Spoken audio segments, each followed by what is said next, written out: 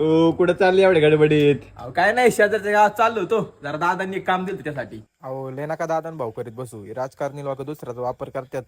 अरे तो म्हणतोय ते खरं आहे, ते अनेक राजकारण्यांना लागू पण होतो, पण आमचे दादा तसे नाही बरं का. त्यांनी मागच्या वर्षी अंधत्वाकडून दूरदृष्टीकडे असा उपक्रम श्री राहुलदादा करपे पाटील सोशल फाउंडेशनच्या वतीने मोफत नेत्र तपासणी मोठ्या उपस्थितीत पार पाडला. 150च्या आसपास लोकांना त्यांनी अंधत्वाकडून दूरदृष्टीकडे घेऊन जाण्याचा प्रयत्न केला. एवढंच नाही तर राहुलदादा करपे पाटील सोशल फाउंडेशनच्या अथक प्रयत्नातून शिरूर तालुक्यातील विविध गावातील 18 वर्षाच्या आतील आई वडील किंवा एक पालक असलेले दिव्यांग, बेघर, कोरोना किंवा इतर कोणत्याही कारणामुळे आर्थिक संकटात सापडलेल्या गरीब मुलांना या कक्षेत आणून त्यांनी 2250 रुपये इतका भत्ता चालू केला. त्यांनी केलेली ही कार्य समाजाला उभारी देणारे आहे. तर याचमुळे मित्रांनो, आपल्या राहुलदादांची समाजसेवा आहे एक नंबर आणि त्यांच्या आयुष्यात असेच वाढदिवसाचे क्षण आणखीन येऊ 100.